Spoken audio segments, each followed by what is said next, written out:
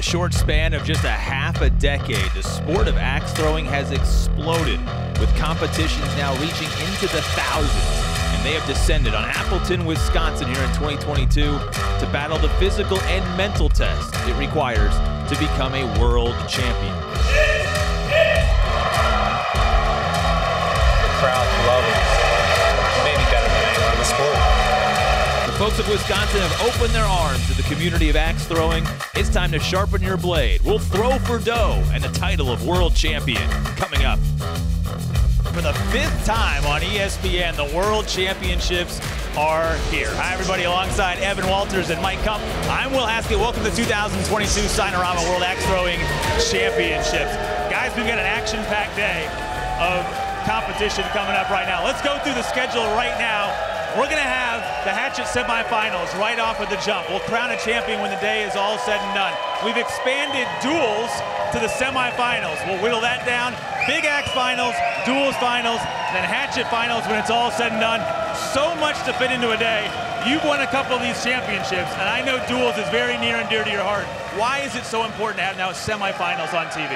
You know, there's so much talent in this sport. It really didn't feel right to not bring 4 teams onto the broadcast, and I think it's probably everyone's favorite event to watch, and you're going to get to see a whole lot more action in it. You have the defending world champions, Brown Johnson, and you have some other people with some qualifications themselves, like 2019 world champion Sam Carter and his partner, the robot Corbin Decker. Yeah, the cream has really risen to the top here this week in all of it. And when it comes to the main event, the hatchet, we could have a heavyweight showdown when we get to the finals. Absolutely. We have 2 titans of axe throwing coming in for the hatchet competition. We have last year's world champion coming back to defend his title, as well as Lucas Johnson, who may be the one to take it. He has been in the top 3 of every tournament this year. So more often than not, taking first place. He's looking for a trifecta. He could win in all 3 disciplines coming up today. It could be the best year anybody has had in this sport. We're going to sharpen the blades and throw some axes next.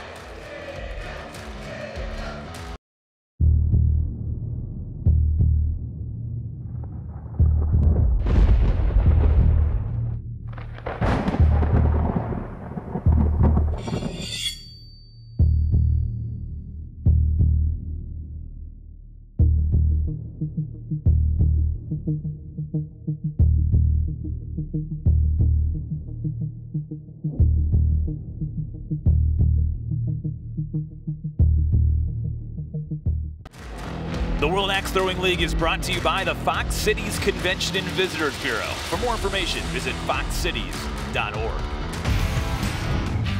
The pros don't throw any ordinary axes. They throw axes designed specifically for axe throwing. The World Axe Throwing League has detailed specifications for axes, which include a maximum blade length, a maximum overall weight, and a designated handle length range. Throwing axes are not meant for splitting, so the blades are very thin. This allows throwers to focus on precision, not power. In addition to having a thin blade profile, the axes must also be razor sharp, strong enough to be a utility or camping axe. Most throwers have straight handles on their axes. This means they can easily release the axe, allowing the throw to be replicated and perfected. All wattle axes have a unique design and advantage. Axes with a curved blade, like the Ace of Spades and the Bad Axe, make it easier for throwers to stick the axe to the board with its curved edge while still having 4 inches of coverage. These axes are perfect for throwers who are starting out or don't have a strong throw and prefer a lighter axe.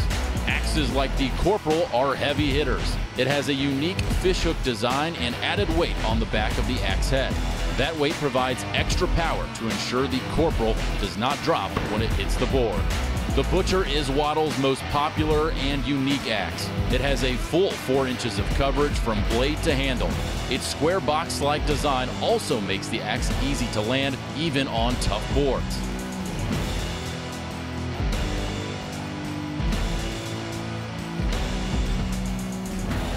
As you can see, the axes used by the pros are unique to the sport. For more information, you can visit worldaxethrowingleague.com. A quick reminder on how we score axe throwing for those new to the sport. You're trying to get it into that middle tiny red circle. That bullseye is worth 6 points. It's only the size of a bottle cap. And then of the 10 throws during the course of the match, 2 times a player can decide to go up and try and hit the kill shot. It is all or nothing. 8 points if you hit the blue circle, 0 if you miss. We're going to get things started with the Hatchet semifinals coming up right now. Lucas Johnson taking on Colby Dean. Maybe no one better in the sport this year than Johnson, with the reigning world champion Mike Philibom and Dylan Tietz waiting in the wings for semifinal number 2. But to get to know Johnson and Dean a little bit better, let's hear from them. All right, my name is Lucas Johnson. I am from Murfreesboro, Tennessee, throwing out of Murfreesboro Axe. Been throwing for just over 3 years, and notable wins. This will be our 3rd time trying to defend our 2-time duels championship title, and I'm doing it for my wife, who supported me all year, as well as all my friends and family back home. Hello, my name is Colby Dean. I am from Castlewood, Virginia, but I currently live in Houston, Texas. I own a venue called Hurling Hatchets. I've been throwing for about 3 years. Notable wins, so those are hard to come by. This is only my 2nd win to go to ESPN. I'm currently 2-8, so getting here is a lot harder than a lot of people think.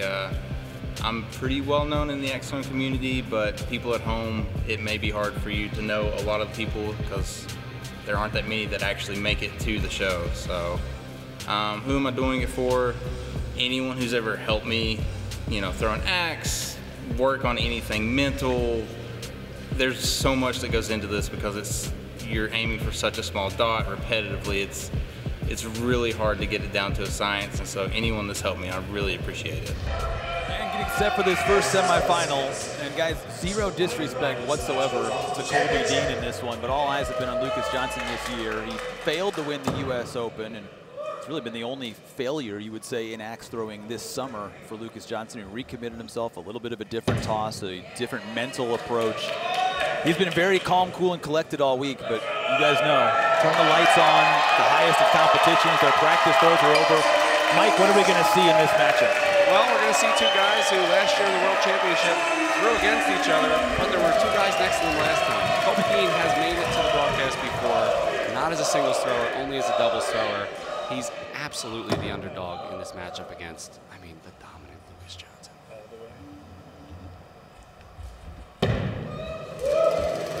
A couple of shanks to start. 5,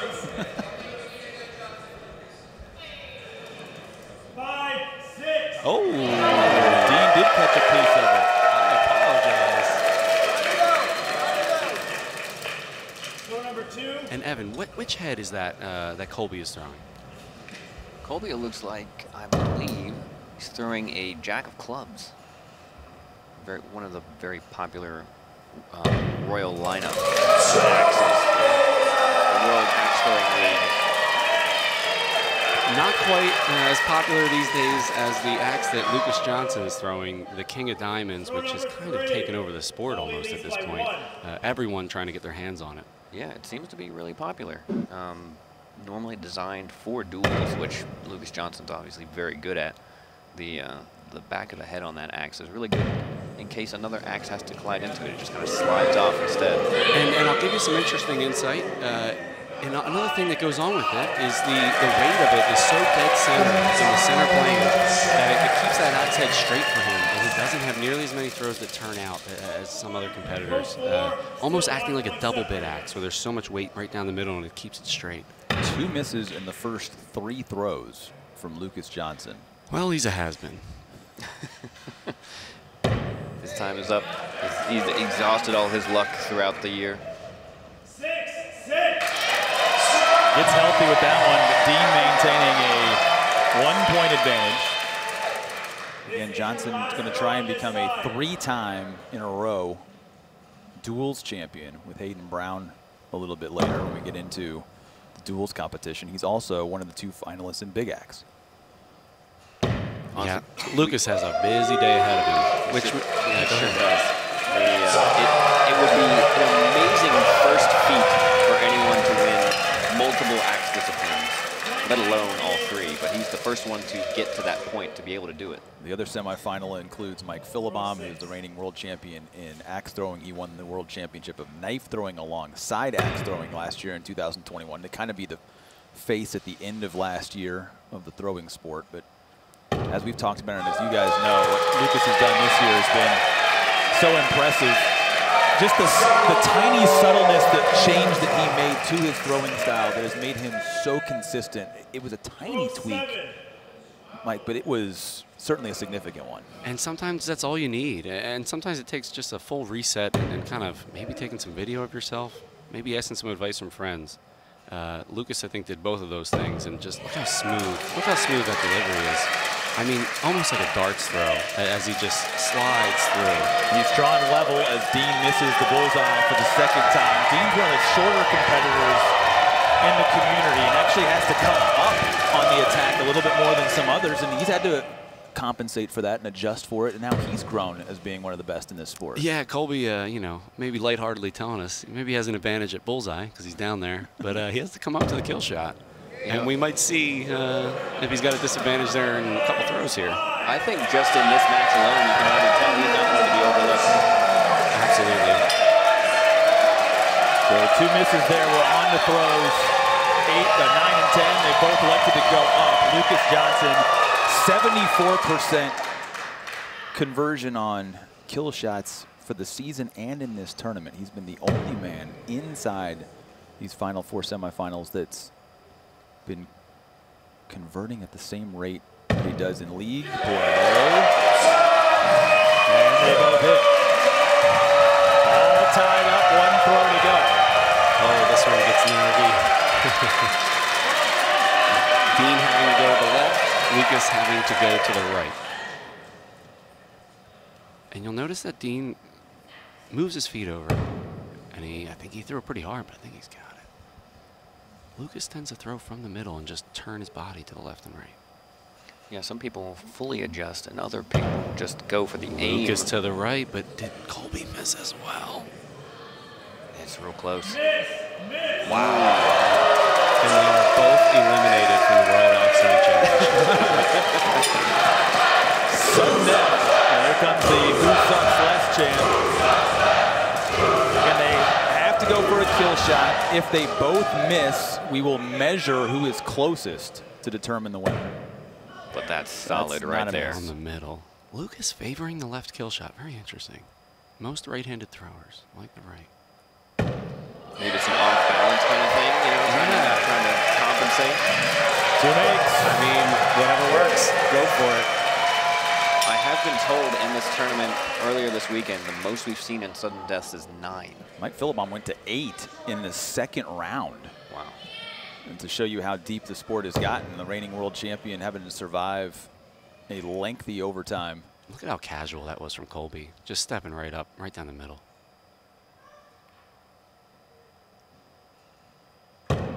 I appreciate the pace. And then just kind of wait in the heavy air in here for 10 seconds. And so much of Lucas Johnson's growth has been his mental approach, too. I mean, he is so locked in, focused on process, eliminating the noise, which, you know, when it's so quiet and it can be deafening as Dean just steps right up. I mean, he has wasted no time. Ooh. See, he almost went for it, but kind of readjusted a little bit. And I think we've got 2 down the middle. Yep. Is it going to be in? Hit! The crowd loving it. Is it a disadvantage? Look, he's in his zone. And Lucas Johnson doesn't get broken from it, but he is so far behind timing-wise, Colby Dean, it has to play a little bit into his head. He is not human. I think that's what it is.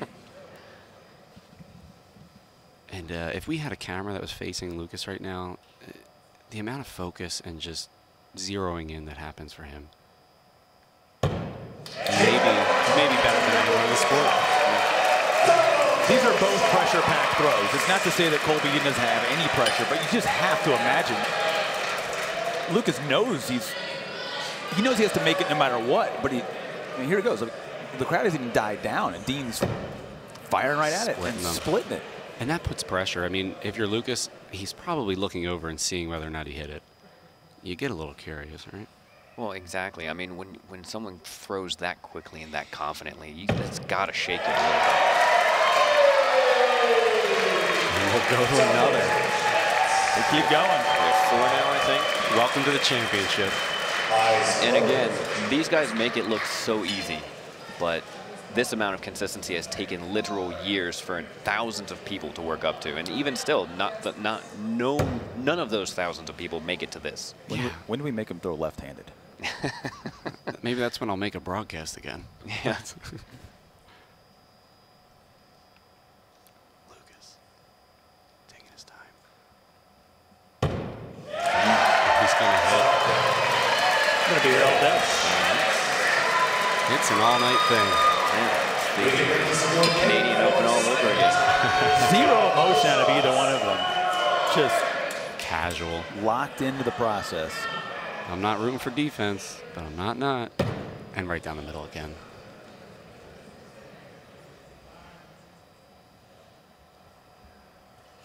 Just you can hear a pin drop in here. Mm-hmm.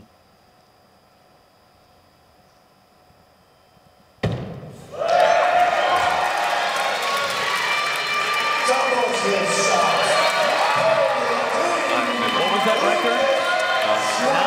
9 this weekend on this size kill shot.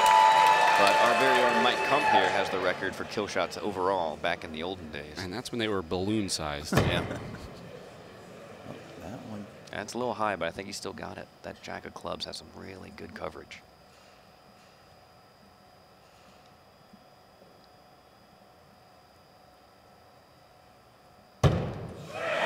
At this point, it's just going to be an endurance match. And to think of how consistently they're hitting this kill shot after a few slip-ups on the bullseye, right? The dial's the same size, but sometimes once it clicks and once you know they got used to the pressure there later in the game, they just can't seem to miss. There's got to be something that snaps them out of it. And wow, Colby is on a roll. I can't even. I've never seen anything like it.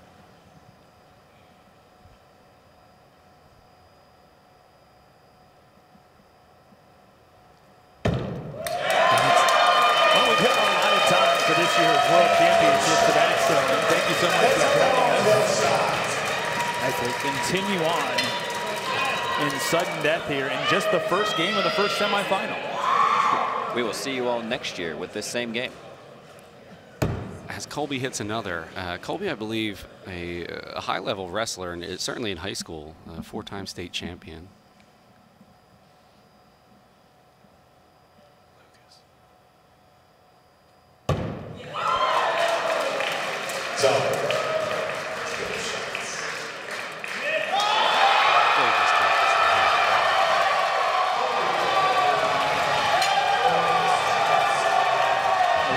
Were blocked out, thought that Dean may have actually been right of the mark. He was not.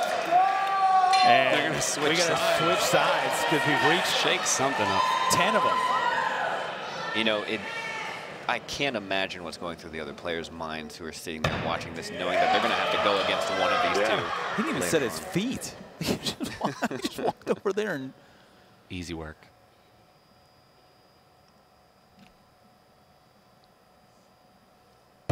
Oh, the switch of lanes does in Lucas Johnson. And Colby Dean takes a marathon first game.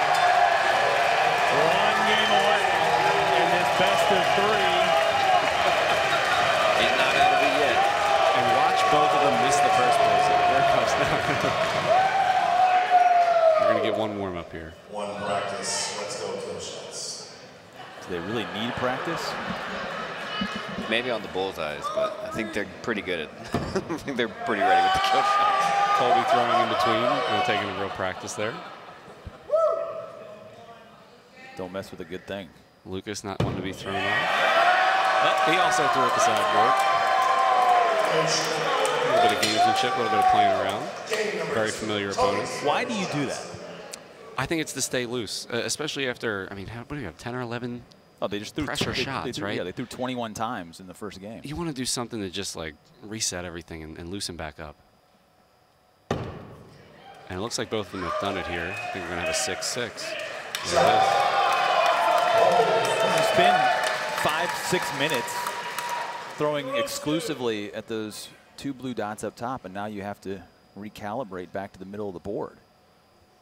And a stressful one for Lucas in particular, right? He's in 3 disciplines here today. To be going to 10 and 11 throws in overtime, that takes a physical and mental tax on you. And it may have missed right there to go down 1 here.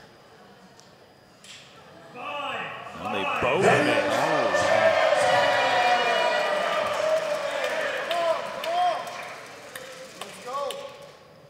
So both of these gentlemen, venue owners, Colby in Texas and Lucas in just outside Nashville in Murfreesboro, get plenty of time to practice, as we can see from that overtime.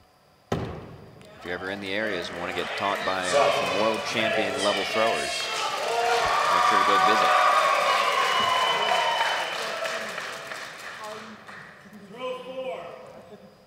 All tied up. 17 apiece through 3 throws of this. That just left, but I think it caught the left side of that red circle for Colby Dean. That one low. Ooh, you saw the balance for Lucas kind of fall off to the right there. Unusual. Unusual. Down a game and now down a point at the midway throw here of game number 2 for Lucas Johnson. At this level of throwing, though, 1 point makes such a huge difference. He may have Little tied low, it up. little high, but Lucas may have caught that ball. Oh, they both got just a whisker of a blade on that center red circle. How many years are we away from making that circle even smaller? I don't know what we can do anymore. Step back to 2 rotations? Who knows? You need a lot of room. Oh, I know Mike Morton, the commissioner of WATL, is cooking up something, no doubt. Pure from Johnson. Dean wide left. Let's get tie it back up. Let's just go 11 more throws in overtime in game 2 also, shall we? And knowing, you know, if you're Colby there, right, you're up 1 point, knowing that you just went 10 overtime, to throw a 5 must just annoy you, right? You're standing there waiting for the score, and you're just like, why did I do that? Lucas? Oh, I think that's the 5. That's close. Our head judge, Ben, going to take a second look. He gives the lead right back. We're going to ask for a second opinion. He's just sad at himself. It was a look at defeat. 3 throws left. Dean leads by 1. We can assure him, though, in the booth here, we marked it very close, but just a 5.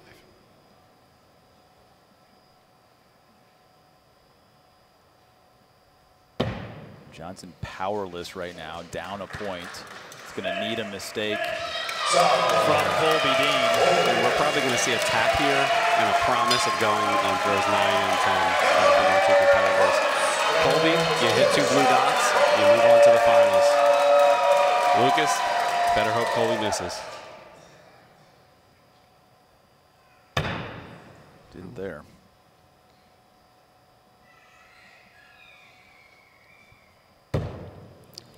Just outside, I think, on the left there. That's the match if it's out. Yep. And Colby's going to take, 9-point lead, cannot be caught. We're going to see Colby Dean in the finals. Boy, the disappointment of the U.S. Open for Lucas Johnson.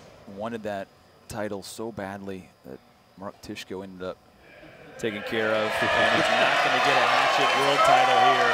He's got 2 more disciplines, including the one that he says means the most to him, that duels title that he's going to try and repeat. But they're going to simultaneously in this first semifinal. Just shows you the skill of these 2 amazing throws. That's a heck of a start. Colby Dean survives, but it was more the impressive performance from the 28-year-old out of Austin. Standing ovation. He's into the finals as he dispatches Lucas Johnson and will play for a world title. Sinorama match recap. Just a couple of mistakes from Lucas Johnson, but that pace by Colby Dean just right up, applied the pressure the entire time during that matchup and ends up taking care of business in straight games. That was an epic first semifinal in Hatchet, and Colby Dean gets it done Hard to call anybody that makes the Final Four an underdog in this one, but sort of felt like the crowd expected a different result. Instead, he flips the script on Lucas Johnson. Colby Dean's into the final, and he's standing by with Rob Leverance. Colby Dean, you just put on a heck of a show. Do you have any idea how many kill shots you guys just hit in a row? I'm pretty certain it's 11. That's the only problem with throwing is I keep up with the score. So after 10, I could hear you saying like number 10. And so they made us switch, but that was the most nerve-wracking thing I've ever went through in my life. One heck of a show. That kill shot's 1.5 inches in diameter. Did you ever doubt yourself that you were going to hit 11 in a row? So to hit 11 in a row, you can't doubt yourself. You have to have faith, even if it's not feeling right. There was one I thought I missed, and Ben said it was a hit, so that was like a re-injection of life. How do you feel moving forward, knowing that you just hit 11 in a row? Good. That won't help me in the next one, so hopefully we can just keep it going. New game, new match. So, Colby Dean, congratulations. That was a very entertaining match. I'm glad we got to see that. Congratulations. Thank you. Highly entertaining. Unfortunately, you cannot bank the points going into the next one. Our next semifinal, Mike Philibom and Dylan Teets. They'll take center stage next. At Happy Heart, our rich and full body roast coffee will transport you into another world of flavor. Notes of caramel and chocolate, and the added health benefits of our superfood mushrooms, it will keep you filled with energy throughout the day. Happy Heart Coffee. Drink happiness.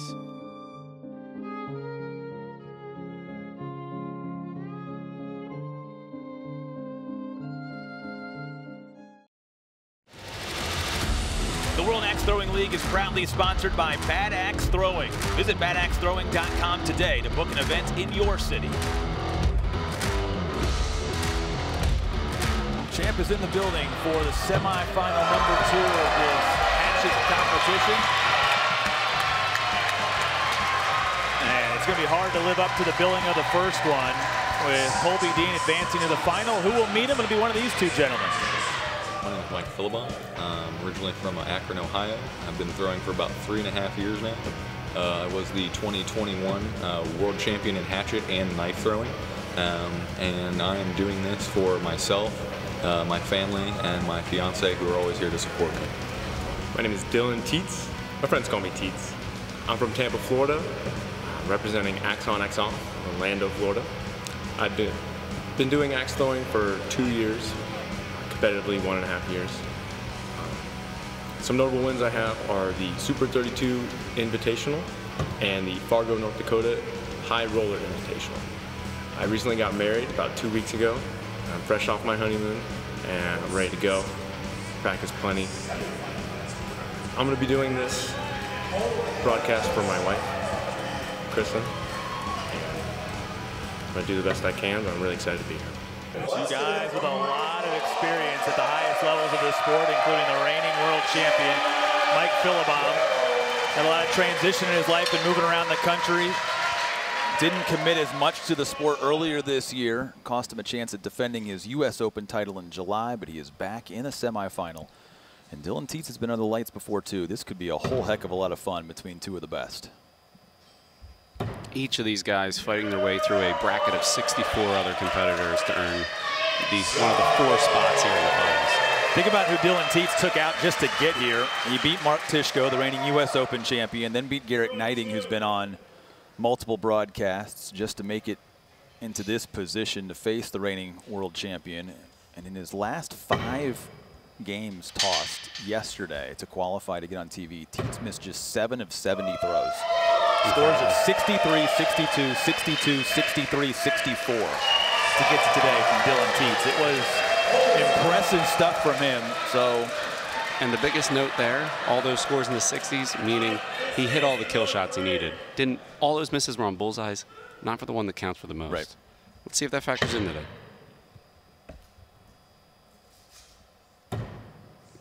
Teets just missing the U.S. Open broadcast by 1 match, falling short to Lucas Johnson in the qualifier. So this isn't his first time being kind of top of the level here at one of the premier tournaments of the year.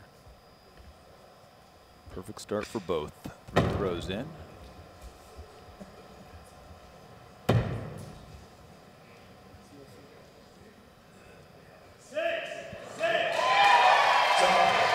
Mike Philibom talked a lot about what being a world champion, a U.S. Open champion, sweeping those 2 titles in the same year did in terms of sort of elevating his status within the sport, the expectations, the pressure that comes with it, trying to find not really joy, but he wants to grind at one more title, but then says, you know, maybe it'll be time for me to just enjoy the community more than embracing the mental challenge that, look, you get to this level, and these guys are in full psychological warfare right now with themselves to try and be perfect.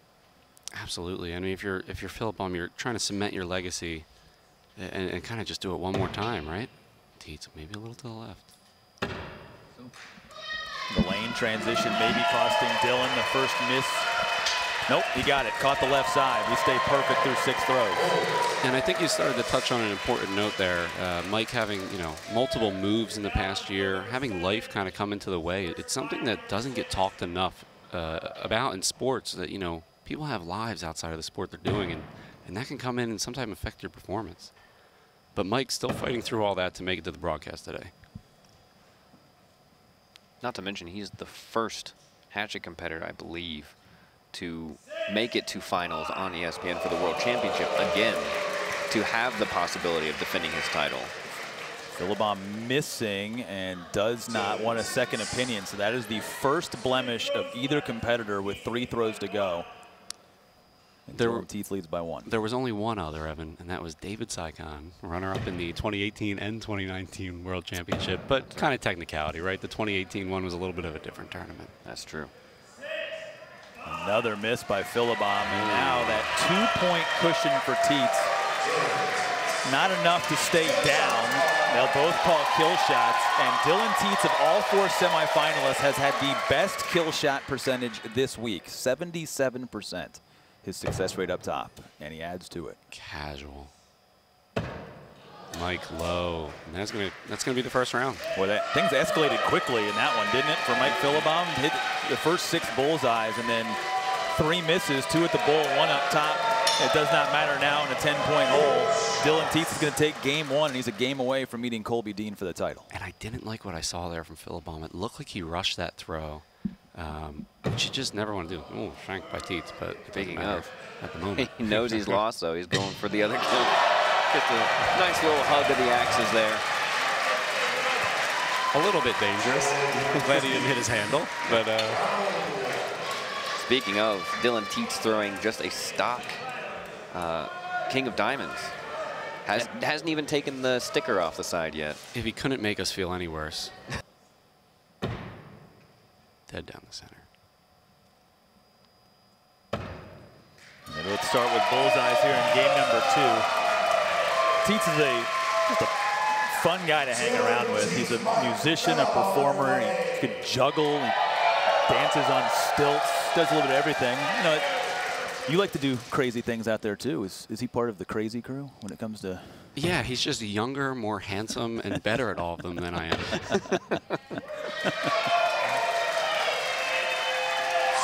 All right, starting the way that we did in game 1. Teats would not miss, and it was Philibom's late mistakes that cost him. And Teats getting into axe throwing, joining a league with his future-to-be wife, which is now his actual wife, right, Kristen? Yeah. So congratulations to those two getting married sometime in the last few months. I saw axes in the wedding photos. Yep. That's how much axe throwing means. Kind of corny. No. Time 18, throw 4.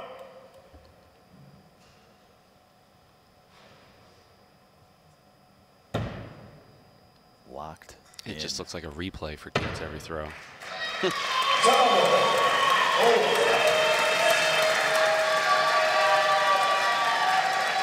So Philibom also throwing for the Mighty Axe, looking to make it a Mighty Axe final with Colby Dean. I believe they run that venue together. Mm-hmm.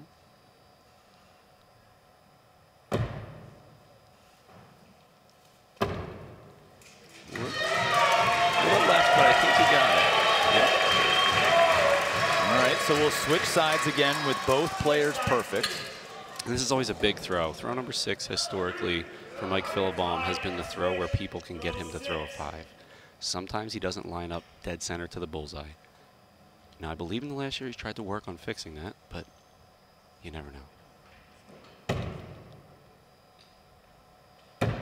That's part of why the sport was designed in such a way, just to kind of give a little bit of throw a wrench into there. And right on the money, you called it. The lineup was good, and it was just a little low from Philbaum. Teets stays perfect and now leads again. And just 1 point between them, but with the way Teets is throwing. I caught it. It should be good for both. Mike to the right. Oh. Yep. Wow. All 4 of these semifinalists now, of course, with Colby Dean in the finals, all certainly capable, you would imagine, of winning. And it looks like Mike might take a second look because Mike is actually going to call a second opinion on his own axe. Wow. If he's going to win, he wants to win the right way. That's why we love him, honestly. I mean, what an amazing competitor. Wants to do it the right way. Wow, it is a 5. He ends up taking a point of his off the board, and they all come to their feet to recognize that level of sportsmanship.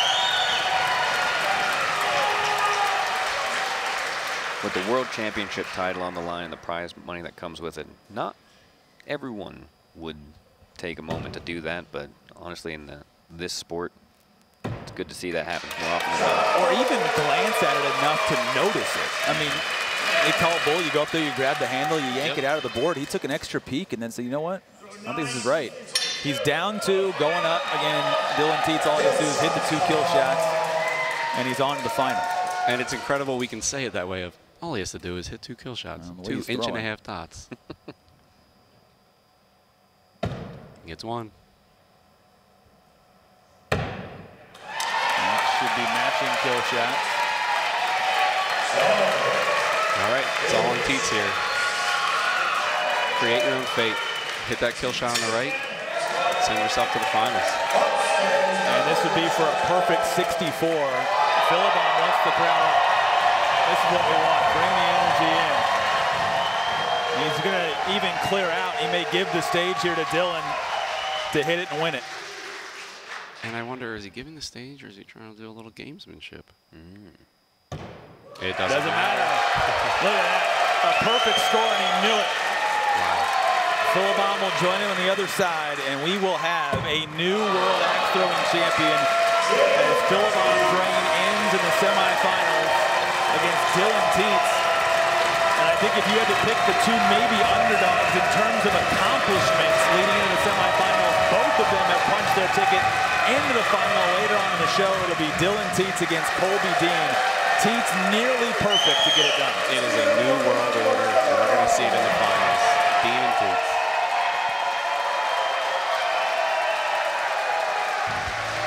Take a look at our Sinorama replay. What more can you say? I mean, Dylan Teets just didn't miss. And look, and not just didn't miss. Like, look at where these axes are in line. I mean, just right down the center. We could see them from 50 feet away. That's how clear these throws were. So it's Colby Dean and Dylan Teets. They're going to have to sit around and wait for a little while because we've got some other hardware and competitions to contest here in this World Championship. Just an absolute dominant performance from Dylan Teets to get himself into the hatchet final. He's standing by with Rob Levins. I'm here with Dylan Teets. Dylan, do you know who you just beat? I think I beat the world champion of last year. You just beat the defending world champion. I think you've gained some fans. How do you feel about taking about a monster like Michael Philbaum? There's no words. There's no words. I love the guy. He's a great person. I knew what I had to do to beat him, and I did it. I'm really impressed by your throwing. You're one of the young bloods of the sport and a great representative of the sport. Do you have any advice for the young throwers just getting into it? Pick someone who you like their throw, copy them. Learn everybody's throw, find what works for you. Dylan Teets, congratulations on your win. Can't wait to see you throw next. Impressive showing from Dylan Teets. They'll take a seat for a little bit. Dual semifinals up next.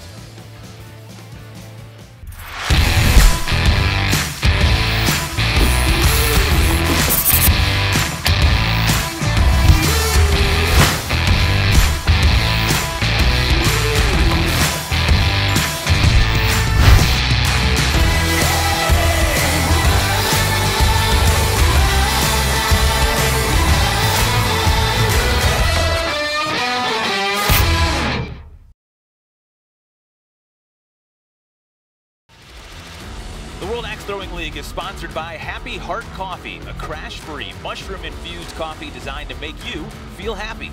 Visit happyheartcoffees.com. All right, back at the 2022 World Axe Throwing Championship. It's duels now with 4 teams that have made it into the semifinals. Gotta love the team names each and every year. Fit It to Win It is in, and they are underway in the first of 2 semifinals.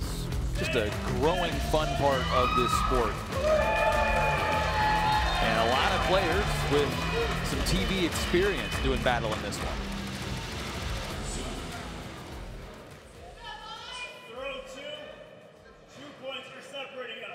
So 1 throw in, it's best 2 games out of 3. Simultaneous throws and a drop from the axe of Kyle Durant, who's partnered with Vin Crescenzo, up against Sam Carter, who's a 2019 World Axe Throwing Champion, and his partner, Corbin Decker. A little too close for comfort there on the left. As we're going to see Vin pick up his axe right off the floor. Sam taking time to let him know how terrible the throw is. And I think, as you may have mentioned, Vin and Sam, some former appearances there. They're partners on the outsides. Corbin and Kyle, new to the bright lights. Oh, wood split on that throw. And just to give you some analysis here, you see Kyle came and took over Vin's side, throwing too far to the right, and Vin luckily getting a deflection above it and keeping the axe in the board. Maybe a little bit of nerves from the rookie there. They get the same score when it's all said and done, but nearly another drop. But again, with just 5 throws per game, having 1 drop is just a huge disadvantage for Durant and Crescenzo. And the interesting thing in doubles is that you can make it up on the kill shots, and your opponents tend to have like this, you know, feeling like they don't want to go up and risk losing points, so sometimes they'll stay down. You'll have wild swings that you don't quite see as often in singles. 6-6.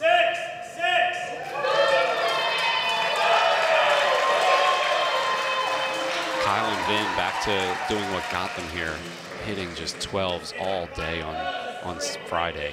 To earn their spot.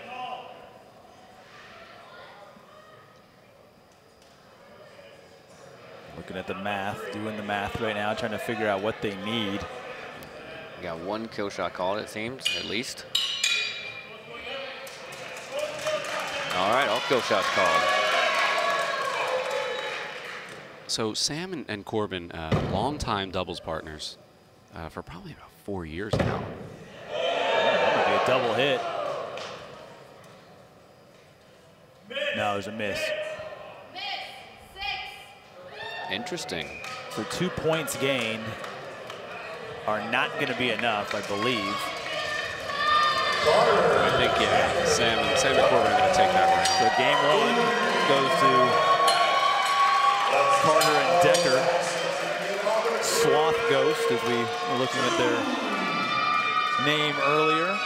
Carter the Sloth and Corbin the Ghost.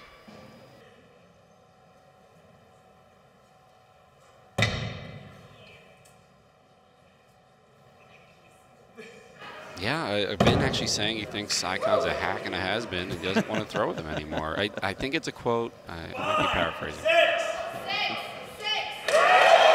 And they start with a 1-point edge, needing to win 2 straight games to flip it back in their favor. Carter throwing a ace of spades, Decker throwing a vintage plum head that has been profiled. And then on the other side, Kyle Durant and Vin Crescenzo, both axe makers themselves that hang some beautiful axes. Throwing some axes that they did, of course they made it for themselves, right? But in that first round, maybe causing a little bit of damage to them as they had some collisions. Tied up, 23 points apiece. And this is where you start to group them just a tiny bit closer to make sure you get these 6s. Oh, a little high from Vin. A little too much energy, a little high. And I think we're going to get a 12 on the left. 6-6. 6-5.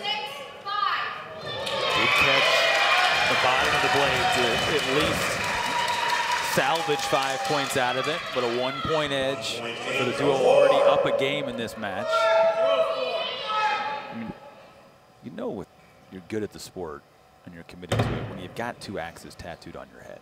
I mean, that's dedication. Dedication right there. It looks like they're not perfect height, but I think they might be both in the bullseye. 5, 6, 5. Ooh. Pretty close. Okay, so they're going to keep that 1-point lead, Carter and Decker. I think we're going to get 4 kill shots called. 2, 3. They're all going up. Everybody's standing up. Carter and Decker hit 2 kills, go to the finals. I don't think Sam Carter's caught it. I think he's wide right. Those 2.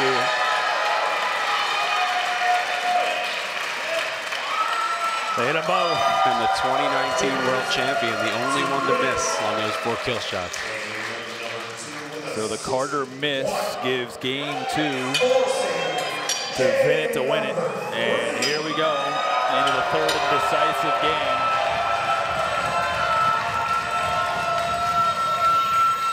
Flipping that outcome on the very last toss.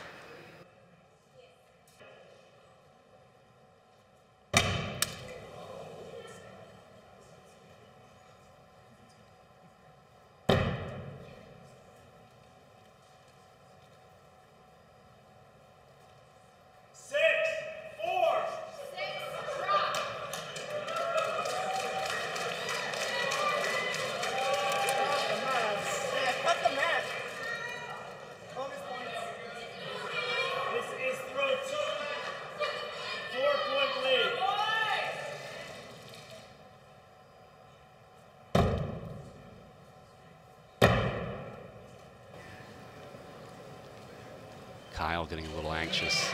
Early release high there. And it's a 4. 3 points made up right there to get back within 1.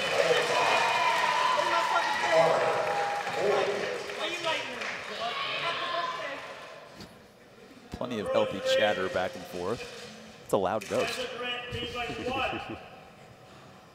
Comes out of his shell occasionally. Carter a little to the left. But we may have a tied up. No, Carter may have 24. Yep. They'll be down 2. I believe 3, which gets very interesting because as a doubles team, if you're a 3-point difference on the final throw, a lot of times you'll have one player stay down and one go up, as opposed to if you're only up 2 points, both of you will typically go up to secure a win and go for the kill shots. Looking like 5s all around, maybe? I think some nerves. It'll be a 2-point game with 1 throw to go.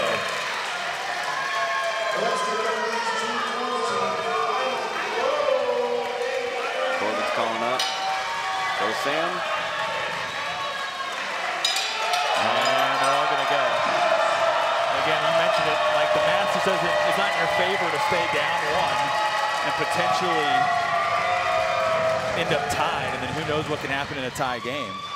Exactly, and the red dot and the blue dot are the same size at this point, so just go for the one that's worth more. I think Sam Carter missed again. And Vin looks to be to the right. Yep.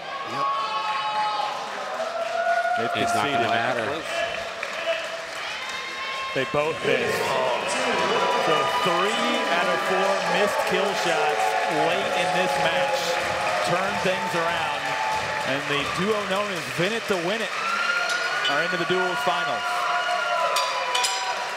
A very entertaining match. Take another look with our Signorama replay. In these 4 competitors, a piece of wood just flying off the axe.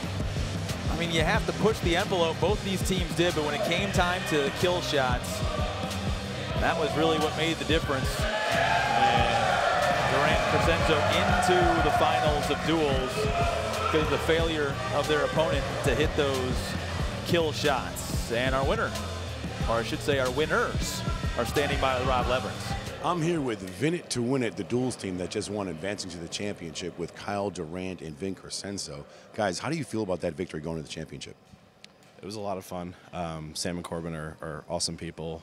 We're throwing pretty well. We had one little mishap with a drop, but we're going to correct that. How do you feel about Kyle? I'm terrified. we saw a little bit of a mishap, and we saw a chunk of your handle get taken out. Does that affect your throwing at all? No, it doesn't. I throw the bottom 8 inches of the handle, so it's just cosmetic. Guys, congratulations. And Vin, you also share a birthday with my son, Cash Lewis. Happy birthday and congratulations, guys. Can't wait to see you again in the championship. Congratulations to our winners. Who will they face in the final? We'll find out right after this as they're warming up for semifinal number 2.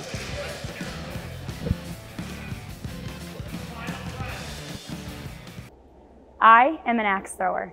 I'm an axe thrower. I'm an axe thrower. I am an axe thrower. I'm an axe thrower. We are axe throwers. I'm an axe thrower. I'm an axe thrower. I'm an axe thrower. You You can be an axe thrower too.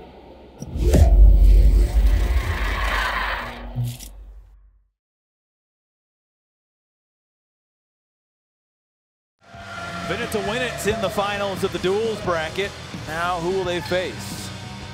Loose but fancy, like that one. Tony Luce and Jonathan Morgan against the 2-time reigning duels champions, Lucas Johnson and Hayden Brown. They are set for their first throws. Lucas Johnson, disappointing semifinal loss in Hatchet earlier today, but he said even with the opportunity to win a championship individually, that this is the one that matters most to him. What he has been able to do with Hayden Brown and be the dominant duels duo. It is one thing to repeat. It is a whole nother thing to repeat. As we see Brown Johnson with their famous socks and Crocs. An interesting outfit choice. I've seen a lot of Crocs in competition. I guess they're comfortable, but I'm not sure that I'm comfortable looking that terrible. At least they got them in sport mode. Oh, they do. That means they're serious. So some interesting notes here. Morgan and Luce throw at the same venue and practice very often. I see them posting themselves on social media, very often throwing together. Lucas and Hayden. Lucas is Hayden's dad. Hayden actually will be entering his sophomore year of high school this year. These are all jokes, folks. All jokes. So Hayden works at Murfreesboro Axe, where Lucas Johnson is the owner, and they've gotten a lot of throwing together over the years and have just established themselves as the premier duels team. Absolutely the favorites in this competition, but I'm not sure that Luce and Morgan care. The world championship title on the line. I don't think they're intimidated at all. As we see them throw the perfect 12. Tied up, 2 throws to go, game 1 of this second semifinal. Luce not even bothering to take off his track pants. Yet. The score is tied at 32. We'll see if they make the finals, maybe he will. That's what the crowd's been waiting for. Smooth. 1, 2. Got the countdown from Johnson. Make sure that they're in perfect sync. Great throws. 6, 5, 1-point edge for Brown and Johnson, heading to what will likely be 4 guys all going for kill shots. It would seem so. I mean, these guys are on fire.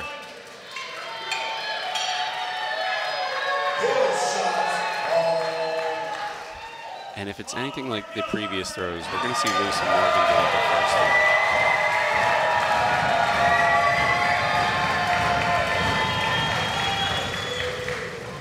I'm going to throw first. Again, you have to release the axe within a second of your teammate. A lot of synchronization, and I'm not sure if Luce made contact with that kill shot circle. And it does not matter. Wow. Look at Hayden Brown, a little flex afterwards, too. He does not show it on his face, but he is burning inside. And under the lights, they're one game away from advancing to the championship again.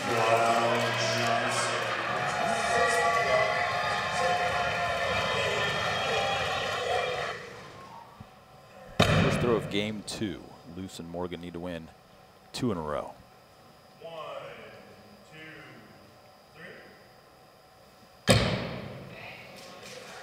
And you notice the gap between Brown Johnson standing very far away from each other and kind of coming in at that cut angle. There's a little debate kind of throughout the community as to what the better way to go about it is, whether you want to stand as close to the middle each and kind of get it going, or if it's advantageous to come in from an angle and chop in. I will say, the way that Brown Johnson do it, their timing needs to be perfect if they're going to be that far away. Otherwise, they're going to have carnage.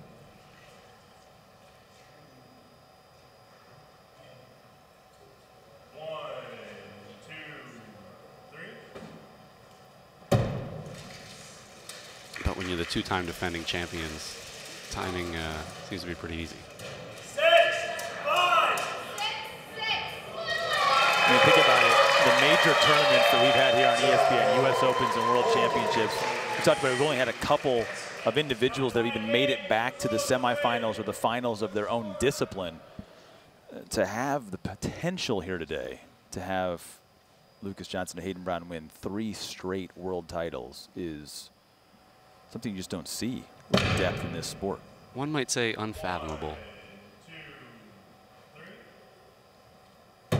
Look at that. And they were not perfect getting here. They had to avenge a loss and come through the B bracket of their duels draw to get to this moment. There's 4 shots across to keep us tied. Yeah, the team of Brown Johnson to get here played the Kingsmen, Michael Theodoro and Colby Dean, who we saw earlier on the broadcast defeat Lucas Johnson. Dean and Theodoro had taken 3 straight rounds coming up from the losers bracket against Brown Johnson, and luckily though they kind of came back and won 2 matches and got here today. You can see Morgan's so excited about that perfect execution on the right. It may have been matched on the left. What a wonderful character and a wonderful guy, Jonathan Morgan. I think appearing on the 2020 Big Axe champion. Got runner-up that year for Big Axe, and now he's back again. Only 1 miss between these 2 teams and their 8 combined throws thus far. Everybody going up for kill shots to decide this one. We could even have extra throws. Hayden Brown trying to pump the crowd up. I'm not sure if his captain, Lucas Johnson, wants that, especially with their cadence. And you may have caught an axe on the floor there. That's because Lucas Johnson is switching axes to go kill shot, going to his main singles hatchet. I think it's because he doesn't have any fear of it getting shot.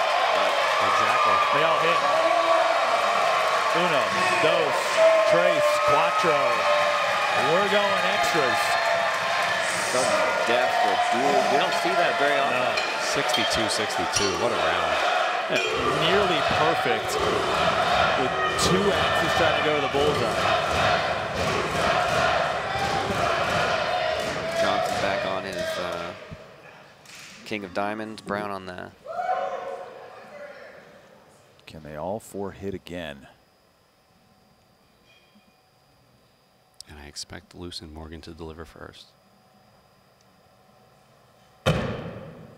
Pretty close. I think Morgan maybe a little left. 1, 2, 3. That's pretty close.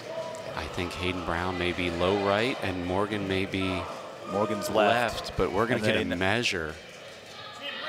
There it is. Yeah. Hayden Brown, Lucas Johnson are into the finals, and they will have 1 final match to confirm that 3-peat. Take a look at the Signorama replay and go ahead and file this one away in the archives of how to get it done. Incredible. I just look at the timing between Brown and Johnson. I mean, absolutely identical every throw.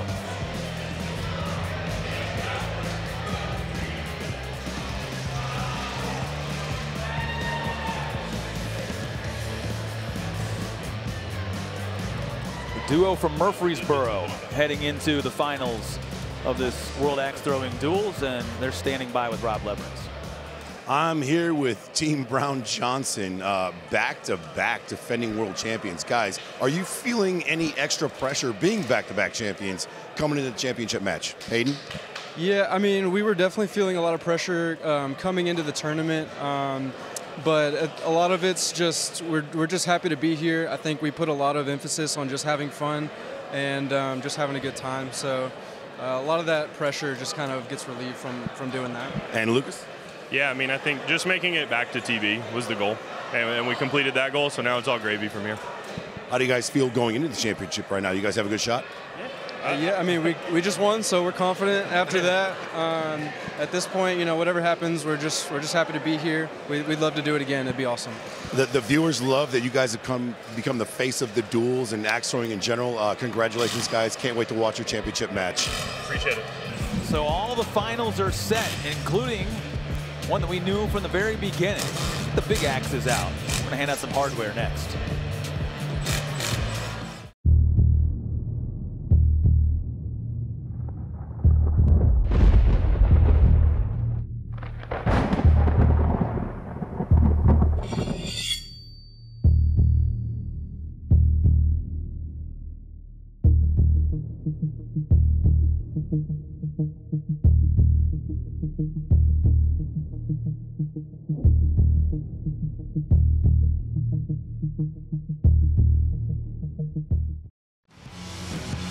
All right, it's time to start handing out some trophies. We've got 3 finals to go, and it begins with the Big Axe Championship. Longer, heavier, a little farther back, a little trickier. 2 in the final, including Lucas Johnson. Yep, he's everywhere. We already know him. Let's meet who he's playing. Hi, my name is Tyler Flynn. I'm throwing out of Timber Beast Axe Throwing near Cleveland, Ohio. This is my first time on ESPN. I've lost the game to make it there 9 times, so it feels good to get that 10th one in and finally be completing a knives and potentially big axe. Knife is the only discipline I haven't won so far. I've got a few wins in the other disciplines, but I'm hoping to get a knife one under my belt as well. Warm-ups are done. And it'll be Tyler Flynn against Lucas Johnson for a Big Axe title. Best 2 out of 3, only 5 throws per game. Obviously have that kill shot available to call at any point in time if you want it in the 5. But Mike, this is just a totally different discipline, and while competitors are getting better and better, perfection is not nearly as guaranteed as we see sometimes in hatchet. Absolutely, and you'll see actually our throwers today using 2 different styles of throw. Tyler's going to go right foot forward, no step, and just use the power off of his back leg to propel himself forward with that axe. Whereas Lucas is going to take a step. He's going to be stepping with his left and gliding through there. More like not a baseball throw, but more like that. You can see that Flynn is going for a flush hit as best as possible. He has a little less leeway because he's throwing that Colossus, but it does maximize the coverage he's able to get. I said it's hard to be perfect. They're perfect to start. 4 bullseyes in the first 2 passes. It's the thing that got them here, and it's the thing that makes all of us angry. These guys are really, really tough to beat.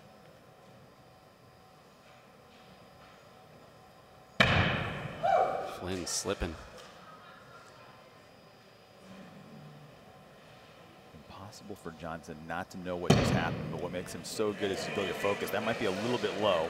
Tyler's on chance. Trash. And he's going to be okay there. It's only a 1-point difference. And in Big Axe with the 5-throw round, if it's within a 1 or 2 points on the final throw, both competitors are typically going to go for the kill shot.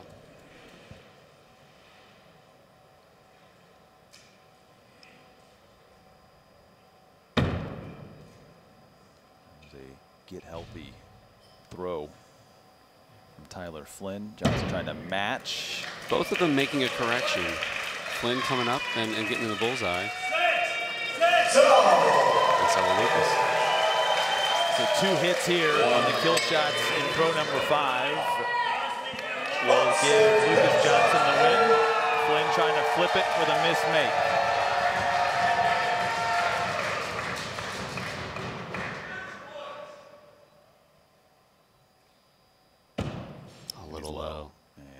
This is an inconsequential 5th throw from Lucas Johnson, already with the 1-point lead. He takes game number 1. Oh, did he waste a good one? No, he didn't. Good.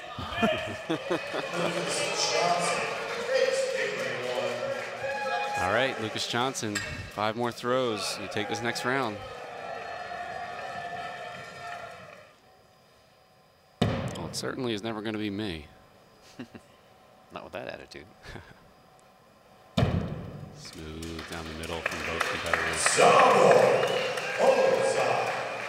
Oh, Lucas thinks he has a 5. And they've turned the head out to the right. Oh. It is a 5.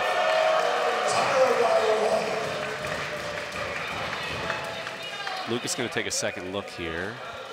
So what he's looking at is there is a pen line around that red bullseye. And if that pen line is showing on both sides of the axe, that would be a bullseye. So Lucas is going to call for a second here. We're going to get the flashlight out, see if you can see that pen line. A very quick confirmation for the 5. Wow. Worth a shot. As if he didn't get enough airtime. So that confirmation is more that you can see wood grain between the blade. Correct, yeah, a lack of that bullseye. pen line being on the other side there, on that right side, like Lucas thought there may have been. The official rule, the axe has to break the scoring zone. So it has to have scoring zone on both sides of that axe. Another 5 from Johnson opens up a 2-point lead for Tyler Flynn, trying to draw even in this championship match. If you're Flynn, just don't get too comfortable. Stay with what you're doing. Sometimes when you have that, 6'5", 6'5", you start to think, all right, he's kind of missing it. And you get a little too comfortable and you drop on low. Went quick, and it appeared to be the right decision in that moment. 6, 5. Deja vu. Yeah. Lucas just not seeming to be able to keep that axe head straight. What would appear to be happening is as he's releasing with that right hand, his fingers are just catching the handle too much and giving it that little bit of twist and sending it off axis, turning the head out to the right. Sometimes that's all it takes, especially at this level. And you can see how high up Lucas holds that axe. He's so far up the handle that the handle's sliding out of his hand, that whole release. And it's so much time there that where something can go wrong, right? Another 5. So it's a 4-point lead for Tyler Flynn. There is no reason for him to go up. And Flynn shakes it off like, no. As I'm playing for a world championship, I'm not going to take the bait. All right, sportsmanship here. Flynn just needing a 5 here. Lucas is going to wait for him. If Flynn throws a 4, Lucas can hit the kill shot to tie. And it looks like it's a 5. Yeah. Flynn confirms it is a 5, which means there is no mathematical way. And Lucas, pretty important there. Although he went quick, he went for a practice throw in the bullseye. Not going for a silly throw. I don't want to say silly, but not going for a crowd-pleasing throw, as we've seen from a lot of other competitors being this, last shot.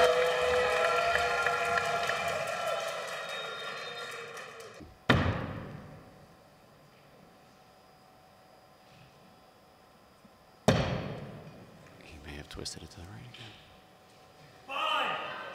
He did. Wow. And for those watching, the amount that he's missing is ½ an inch. Just the slightest 5-degree tilt of that axe head. But at the level these throwers are at, that makes that much of a difference.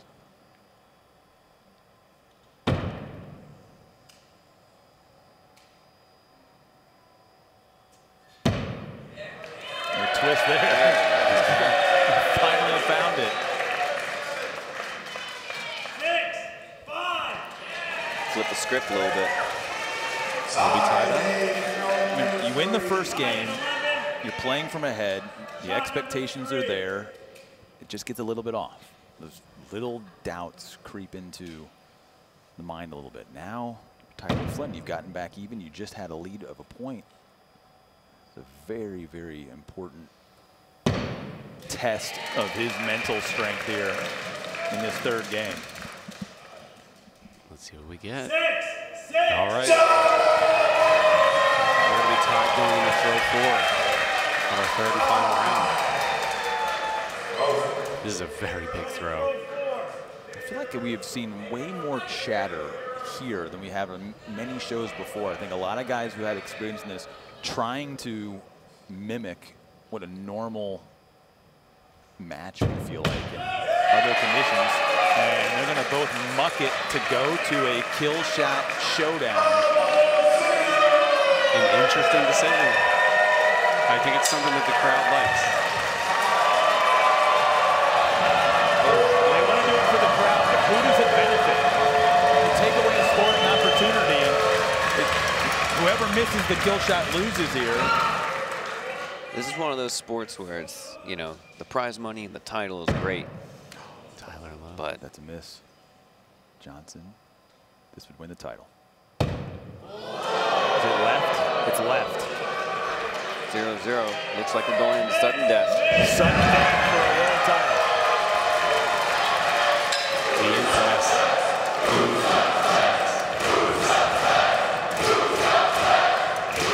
Well, if there were nerves either way, now you're both feeling it the same way. And that was the nervy throw, right? Shake it off. Put one down the middle. They both miss, we measure, but Flynn does not miss. This has to find that blue circle. And it does.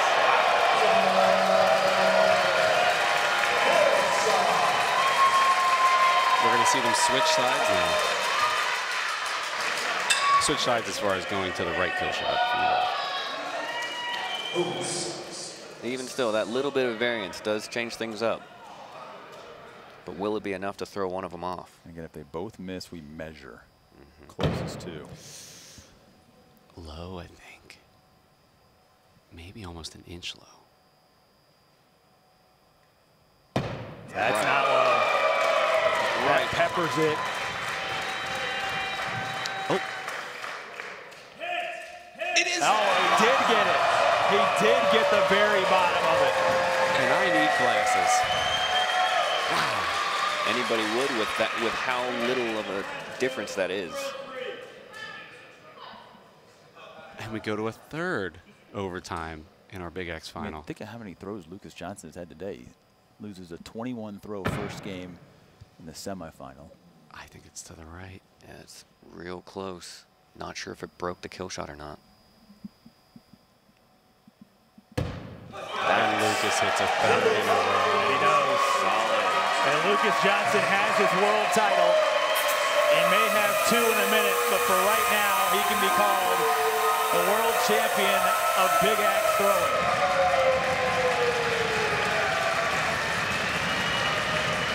Mike Morton, the commissioner of the World Axe Throwing League, presenting the Big Axe Trophy.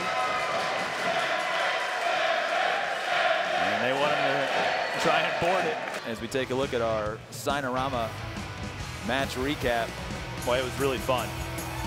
Two really good games from either. Lucas Johnson goes cold in the middle of it, and Mike just finds enough late to get it done in sudden death. Triple overtime sudden death for the World Championship. What better way to crown our champion?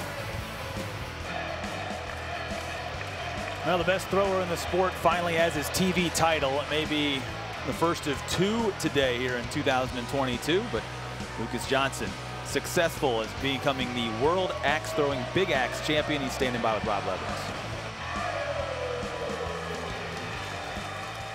Congratulations on that Big Axe championship. That was very entertaining. How do you feel winning that Big Axe now knowing you have to go right back and throwing duels? It's good. You know, I've been going to a lot of tournaments this year, throwing all the disciplines, so being able to kind of adjust and regroup and go to that switch to something smaller is something I'm kind of used to, so I'm feeling good. So that Big Axe is roughly 23 inches. Your hatchet is roughly 15, 16 inches. Is it going to be any adjustments coming right back in? I hope not. I mean, with having the practice throws, I think I'll be able to dial it back in pretty quickly. You hit 2 kill shots there at the end. Is that a good way to finish it up? Oh, absolutely. We didn't want it to end any other way. We wanted to both go for kills, so we kind of took it into our hands and made that happen. Lucas Johnson, congratulations, Big Axe champion 2022. Appreciate it. Thank you, Rob. Congratulations to Lucas. Yeah, run back over there.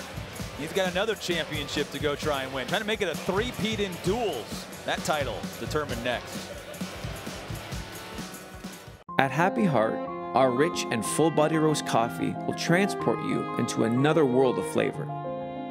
Notes of caramel and chocolate, and the added health benefits of our superfood mushrooms, it will keep you filled with energy throughout the day. Happy Heart Coffee. Drink happiness.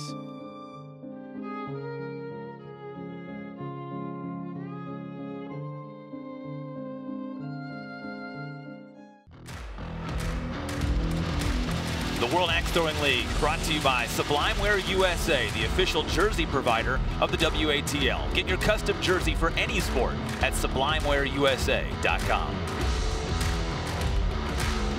Day winding down here in Appleton, Wisconsin. Just 2 more disciplines to determine champions in this 2022 World Axe Throwing Championship. It's on the Duels Championship.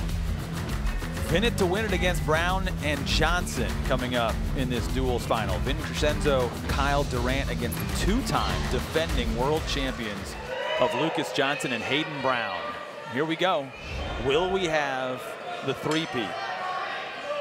We just had Lucas Johnson win a Big Axe title, a couple of practice throws to get back into the rhythm of normal hatchet. And they dial in for the first throws, and the drop from Vin is... They've been very aggressive in their contact together, and it'll be an early lead for the champs. Yeah, and possibly Durant kind of hogging the right side of the bullseye there.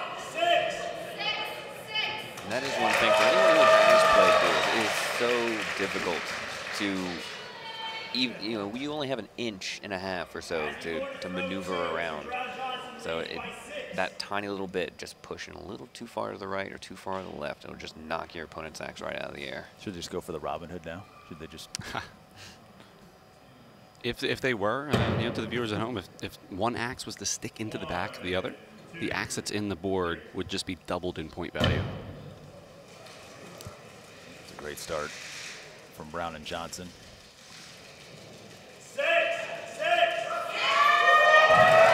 Perfection across the board, but still a 6-point hole. Plenty of match left. Plenty of match left if you're the team of Durant and Crescenzo. Shake it off and keep going. Crescenzo thrown out of Angry Jack's Axe Throwing Club, Exton, PA. On the team Widowmakers with Durant. I'm sure owner AJ watching. Very happy to see them in the finals. 1, 2, 3. Ooh. They are flirting with it, aren't they? Mm-hmm. Lucas a little high, Hayden a little low. Let's see what we get. 6, 4, 6, 6. No, they got them both. And their lead swells to 8 with 2 throws to go. You don't want to get away from what got you here, but with an 8-point lead, do you just say, look, you stay on that side of the red dot, I'll stay on this side of it? A little bit, and we'll see if Johnson and Brown do that. Now, the problem is if they go 6-4 and Crescenzo and Durant go 6-6, they'll gain 2. And on the final throw, they'll have the opportunity to get 16 to maybe potential another 6-4, and they'll tie it. So you can't get too safe. There is no safety in duels. Johnson definitely stayed out a little wide, and it was a good move because Hayden Brown's axe came across that middle line. The young, reckless Hayden Brown. No ground made up. All right, 8-point gap. And you mentioned you could have a potential 16 points from your opposition, but with you up 8, there's no reason for Brown and Johnson to go kill shots here. Yes, if you're Brown Johnson, one of you picks the bullseye and the other one just throws a nice, clean 4 nowhere near it. And no risk of carnage. I think they're playing it safe, and Johnson and Brown are going to stay down. Did I see Lucas Johnson say he was going to go up, but Brown might stay down? That is possible. One person can choose a kill shot, but it didn't look like they signaled it. But yeah, both down. But did Vin and Kyle get it? Missing a hit, and so game 1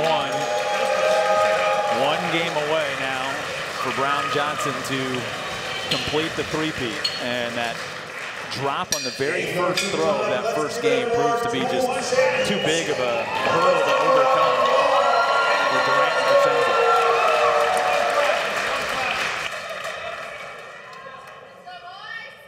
And yeah, so is Lucas Johnson. You want some fun facts? Kyle Durant there in the gray, a guy who can do archery on horseback. Put that in your resume.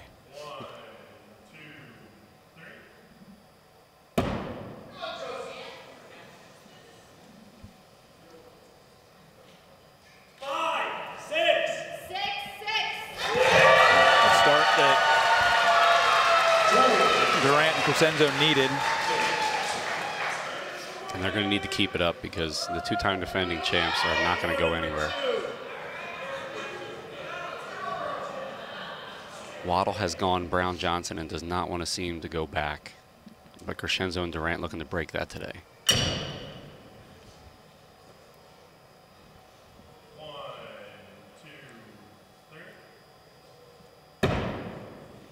Perfection. A little better. It looked like a mirror image as they threw. Mm-hmm.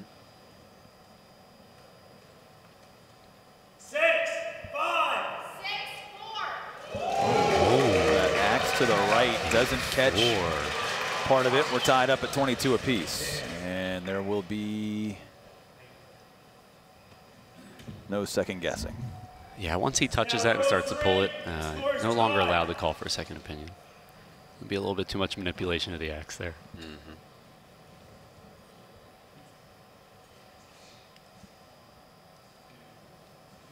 Another drop. Crescenzo missing to the left and just putting his axe right in front of where Durant was going to land. That might do it for him. Winning team will split $4,000.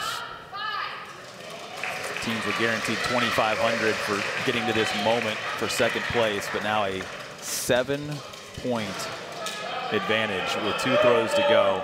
And look, the math can work in your favor, but really you got to think, barring a drop from Brown and Johnson, they're going to complete the three-peat here. Unthinkable, but absolutely incredible.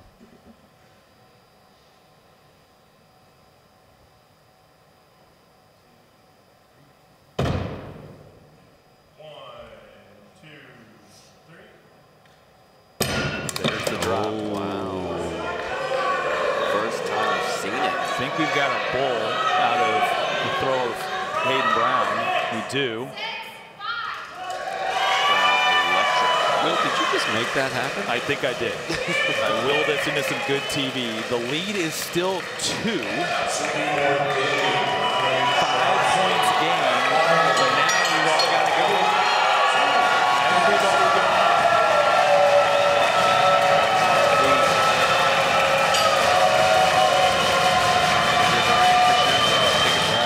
Calm down. You need to hit both, and you need at least 1 miss from your opponent. And Hayden Brown yesterday, you know, during these qualifying rounds, had a lot of struggles with the kill shot. They nailed it. 1, 2, 3. And think they got it. I don't know. A miss by Hayden Brown. And Venezuela comes back in game 2. And this match is turned upside down. We'll play a final deciding game. KJ Mitchell and the Widowmaker shows back there screaming for his team. Are we predicting these things, or are we making them happen by saying them?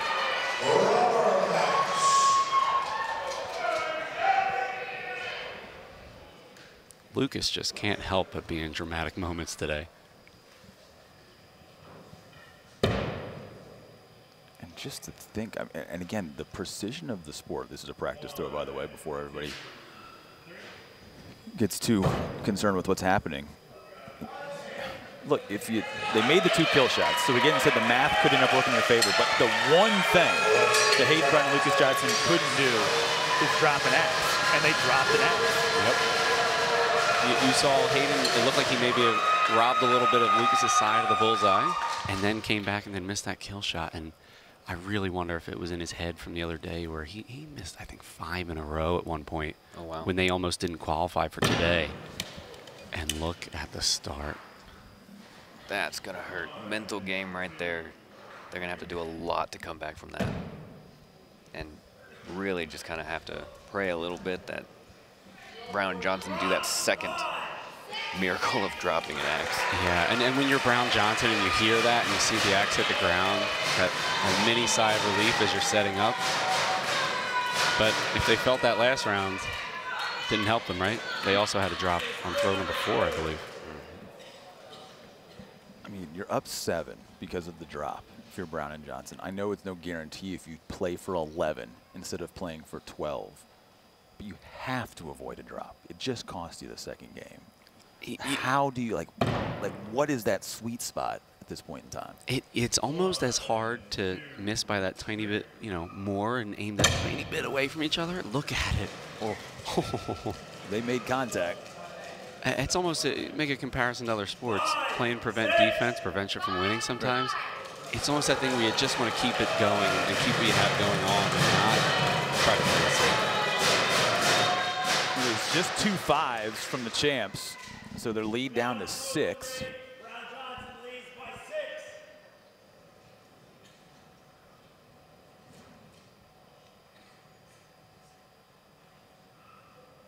Crescenzo and Durant really needing to get a couple more points back here.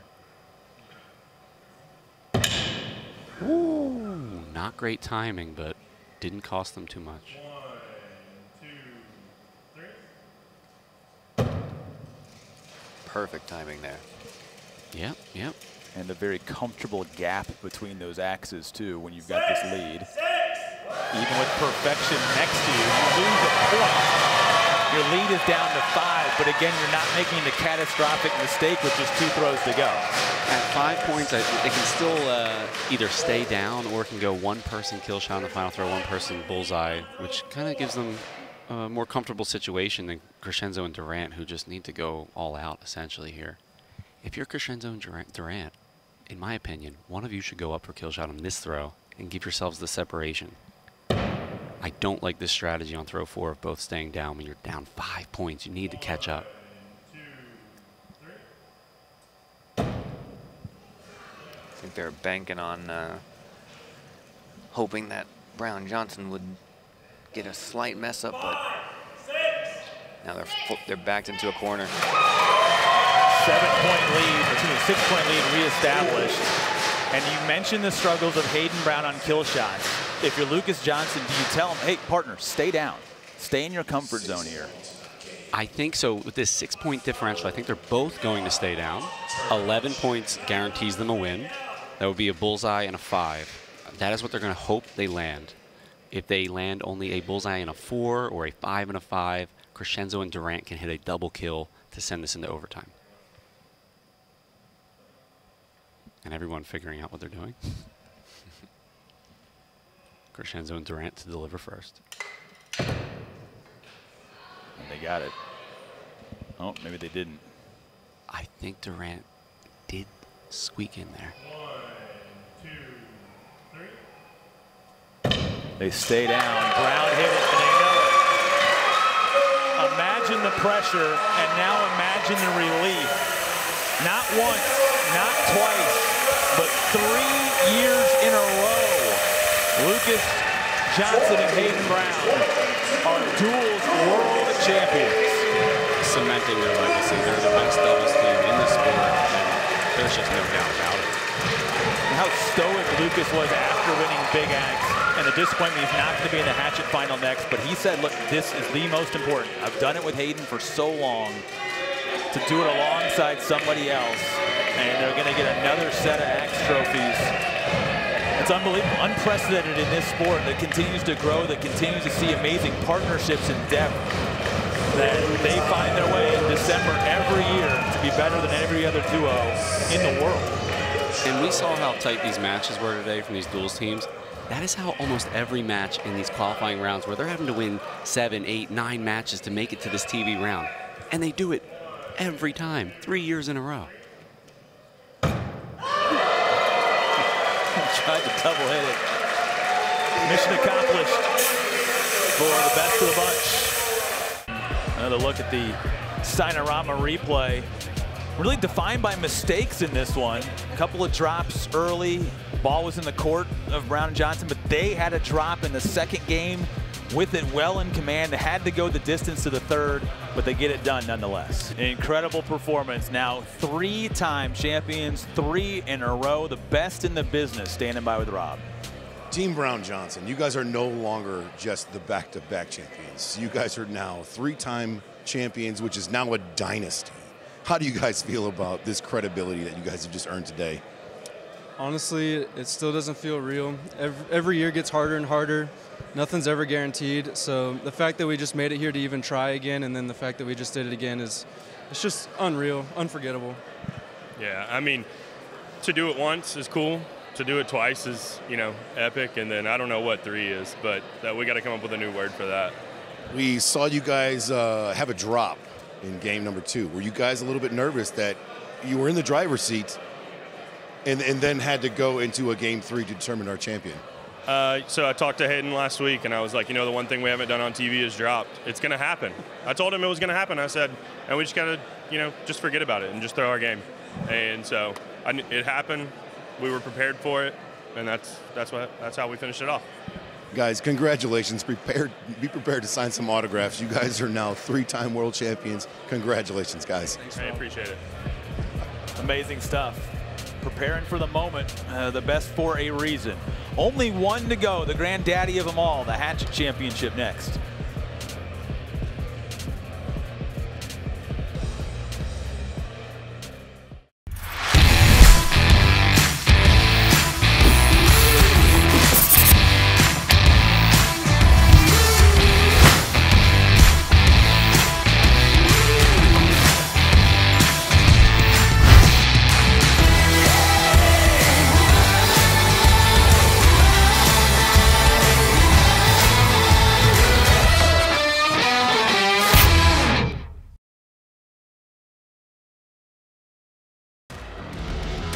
The 2022 Sinorama World Axe Throwing Championship is brought to you by Happy Heart Coffee, mushroom-infused coffee designed to make you happy. Just one more to go in this 2022 World Axe Throwing Championship. One everybody came here hoping that they'd be able to win. And it's the Hatchet Championship.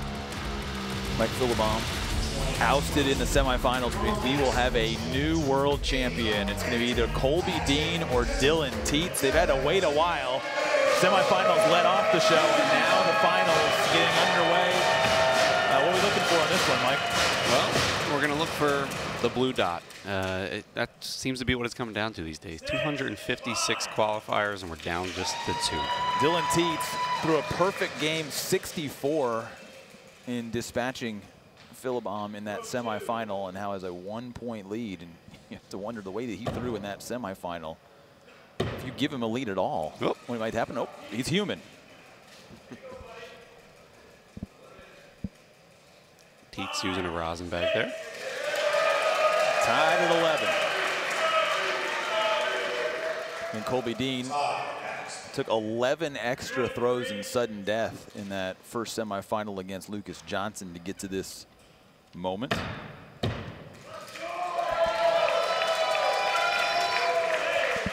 I'd be curious to know how often Teets goes to a rosin bag like that. As we established, he's throwing a stock handle. A lot of times they'll have a lacquer on them. And maybe under the bright lights and a little bit of heat up there, maybe he's getting some hand sweat that he doesn't normally get. Yeah, and that honestly is something a lot of people don't think about as being a major factor in throwing is, you know, a little bit of that moisture on the hands can really alter how the throw is going to go. Teets just 23, Dean 28. That'd be the youngest finals we've ever had in a world championship. And as comfortable as both of them were in the semifinals, this one's just going to play different tricks with your mind. Absolutely agree. I just see that like Teets is just so comfortable as a 23-year-old up here in the World Finals. It's just ridiculous. I mean, maybe he just doesn't know enough to know to be nervous. That's a good strategy. I should try that sometime. As they say, Evan, ignorance is bliss. That's right. This is still a 1-point game. Throw 7. Teets holding the advantage by 1. just not letting up. And you love the tempo, too. I mean, the pace of this one is just, all right, what do you got? I'm going to show you. It's a race to the board between these two. Yeah, two guys who don't have a long routine, don't like to take too much time waiting. Boom, boom. They just want to hurry up and see who wins. Yeah. It's like two guys that have a flight to catch, but they're playing for a title. Again, $6,000 to the winner, $4,000 whoever ends up runner-up, and in just a 1-point lead for Dylan Tietz. They are both going for kill shots. Colby down the middle. Tietz. Oh, it's a little left. Wow. That carries the entire tide. Now Colby Dean's going to go up, even with a 7-point lead. Now, you guys know where I stand on this.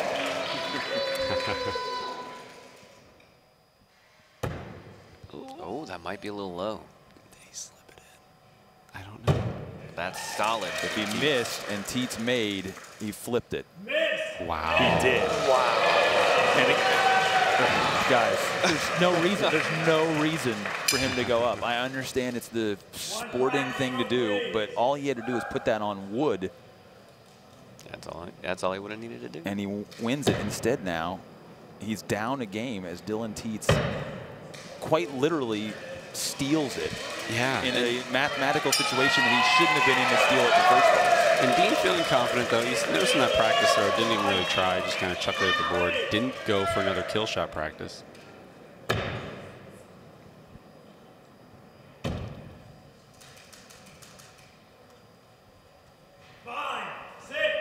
Now he's down 1. Colby Dean after missing the bullseye with that first throw. You mentioned his competitive wrestling background. Loves individual sport. Loves pushing himself, testing the limits.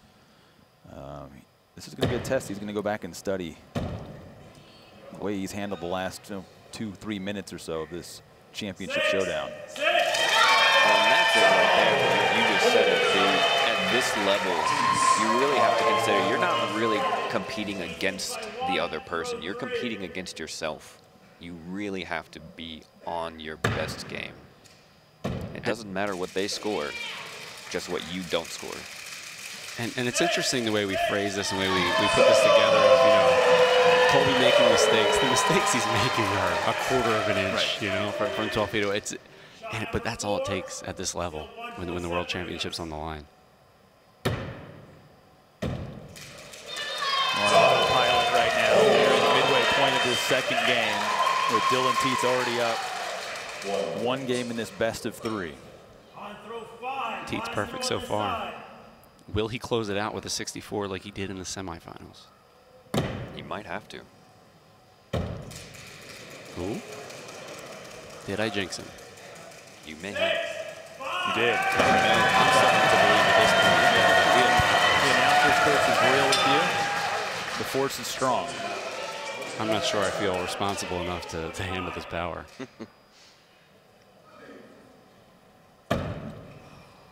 Might be left. On the turn. That 6th throw, you know, as they switch sides is always the toughest. That one is definitely left. And we see Tietz deliver dead straight, just an inch and a half to the left. Caught that side, so Colby Dean's lead back to 1.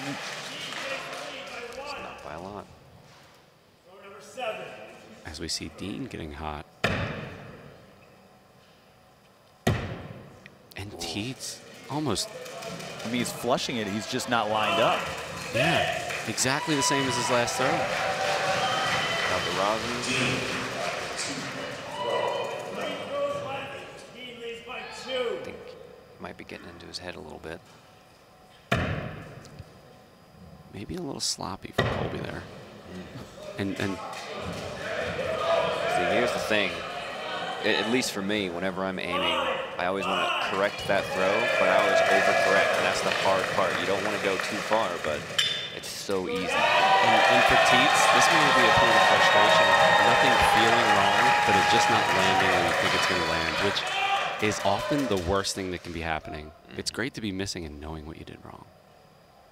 Shot's called. Colby. Did Dean miss left? It look. I see a gap, don't you? Yeah. It looks like it. Oh my. All right. So Teats lead is 6. He doesn't need to go up. Does he return the favor? I think he will. I mean, he was gifted it. Yeah, he's going up. Again, it's the wrong decision, but you were gifted the wrong decision to win the first game, so you couldn't live with yourself if you don't do it here. But if he hits the circle, he's your world champion. That might be a little low. Teats knocks it. He did what Colby Dean could not do in game number 1. Dylan Teats soaks it in. The 23-year-old is the 2022 World Axe Throwing Champion. Incredible. And there comes his wife in.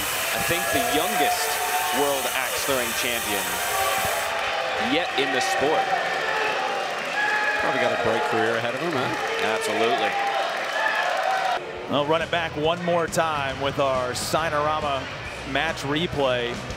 Decisions. It was Colby Dean who didn't need to go up for a final kill shot in game number 1, missed. Dylan Teats didn't have to go up for the final kill shot in set number 2. He does, he makes, he's your champion. Future's so bright, he's got to wear shades. Dylan Teats wins a world title. We'll wrap it up and hear from our champ right after this. We're Bad Axe Throwing, an urban axe throwing club. We're here to show you an unforgettable experience.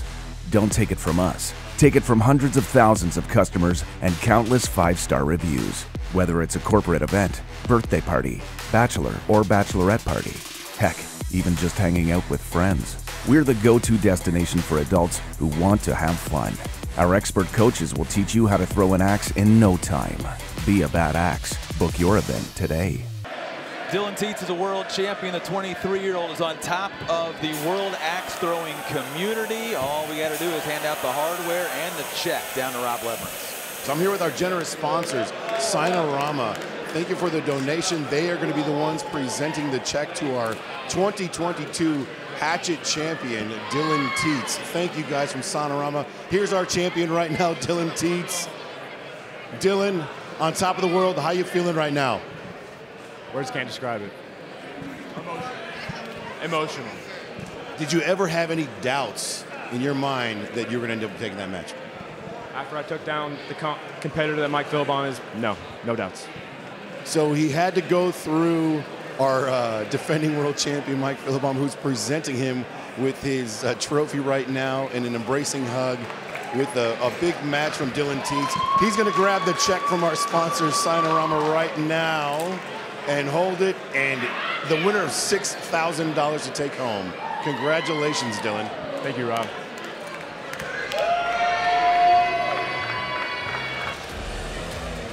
Congratulations again to all of our champions. Lucas Johnson gets 2 titles for his trip here to Appleton, but the biggest title of all belongs to Dylan Teats. He's your world champion in Hatchet.